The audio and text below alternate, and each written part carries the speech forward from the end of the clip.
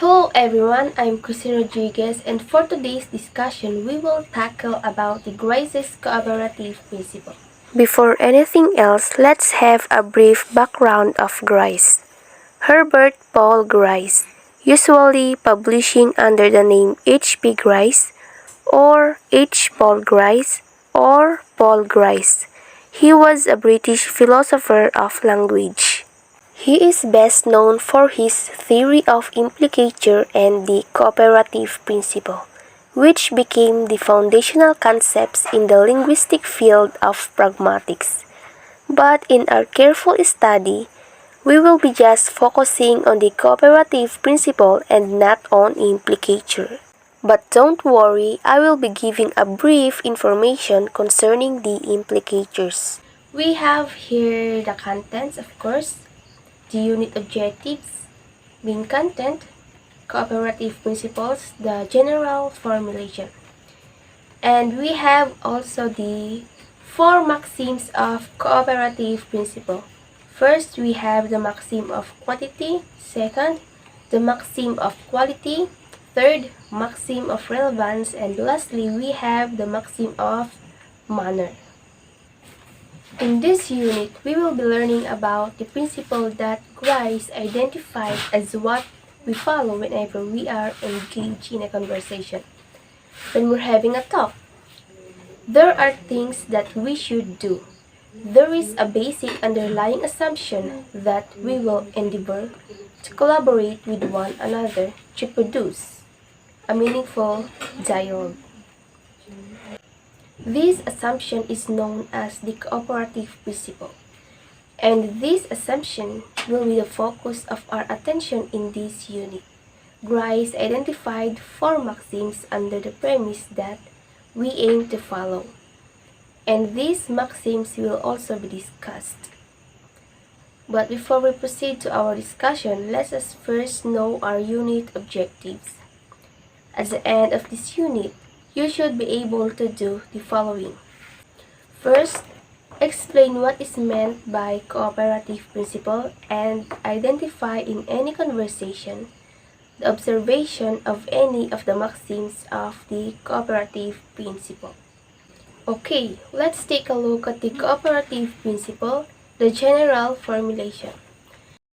Cooperative principle is generally cooperation with one another. When two people meet, we presuppose that they cooperate to bring meaning across properly, and for us to do so, we have the four maxims of conversation. Speakers strive to make a significant and useful contribution to whatever conversation they are a part of. Listeners also expect the conversational partners to do the same. According to Grice 1975, the cooperative principle is summarized as follows. Make your conversational contribution such as is required at the stage at which it occurs by the accepted purpose or direction of the talk exchange in which you are engaged. In conversation, speech errors are frequently overlooked or ignored as long as the speaker's intent is clear. As long as the meaning of the speaker is trying to get across is clear.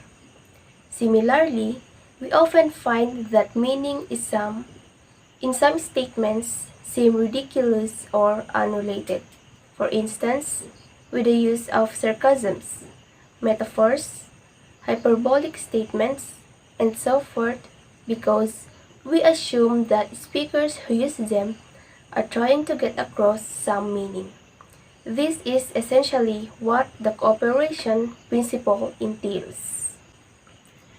So that is for what we so-call the general formulation. Now, let's take a look at the maxims of the cooperative principle. In conversations, Grice came up with four general maxims that speakers and listeners must follow. The maxims are like a rule of thumb. When we say a rule of thumb, it is a broadly accurate guide or principle which is based on experience, or practice rather than a theory. So these serve as a guideline. They aren't hard and fast rules, but in most talks, speakers try to follow and observe them. The cooperative principle allows for the possibility of implicatures if it is followed. Implicatures are meanings that are not expressly expressed in what is spoken, but can nevertheless be inferred. In other words, these are meanings that are not explicitly conveyed in what is said, but they can still be arrived at through inference. So this time, we will now tackle about the four maxims of the cooperative principle. First, let's take a look at this first maxim, which is the maxim of quantity. It is said here that make your contributions as informative as required, and do not make your contribution more informative than is required. So, this is what language users do in talks or in a conversation. When they make sure to get right the point by simply presenting the information that is required. So people who supply more detail in discourse than is necessary discourage other speakers because they would have taken too long to convey what they could have said in a short amount of time. In most discussion, most individuals will frown at such things. This demonstrates that we must always aware of this maxim. Quantity maxim, meaning we give maximum information with minimum effort. For instance, what is your profession? Then you answered a quite long sentence. My profession is the profession of those who give instruction, especially in an elementary school or in secondary school or in a university. Instead, you should only say teaching. Through that, you just violated the maxim of quantity. Next, we have the maxim of quality. So, under the quality, we do not say what we believe to be false, and we do not say that for which we lack adequate evidence. So, in general, those who constantly supply false and unverified facts in discussion are disliked, of course. This is why in any human civilization, lying is not an acceptable speech behavior. People try to deliver accurate information in routine conversations to keep that integrity. People will not always accept a person's statements if he is recognized to be a liar by those around him. Quality maxim basically means to tell the truth. For example, someone asks, "What is your profession?" Then you answered, "I'm a doctor," but you're not. And that is lying, which is wrong. So that is for the maxim of quality. Next, we have the maxim of relevance. So it is as simple as be relevant. Every word spoken in a conversation has meaning solely in connection to the words spoken before it. So those who make statements that aren't relevant to the discourse are viewed as either not paying attention enough to contribute meaningfully, or in the worst case scenario, seen as people who need to have their heads examined. Most human cultures feel that it is preferable to be silent and listen to a conversation than to speak inappropriately and make irrelevant utterances. Another example, someone asks, "What is your profession?" You answered and exclaimed, "I like chocolates." With that, you didn't become relevant and didn't act accordingly. So that is all about the maxim of relevance. So I hope you understand. Let's now proceed to the maxim of manner. It is said here that avoid obscurity of expression, avoid ambiguity, and be brief, as well as be orderly. One of the ways people collaborate to make an understandable conversation is through the maxim of manner. Utterances must not be obscure. That is, as much as possible, the meaning should not be hidden to the extent that the addressee would not be able to decode it. Similarly, ambiguous or confusing sentences should be avoided at all costs. It might be frustrating to listen to persons who use a lot of unclear terms in their speech. It is also critical that we speak in a concise, brief, and ordered manner. When we converse with others, one of the abilities we strive for is brevity.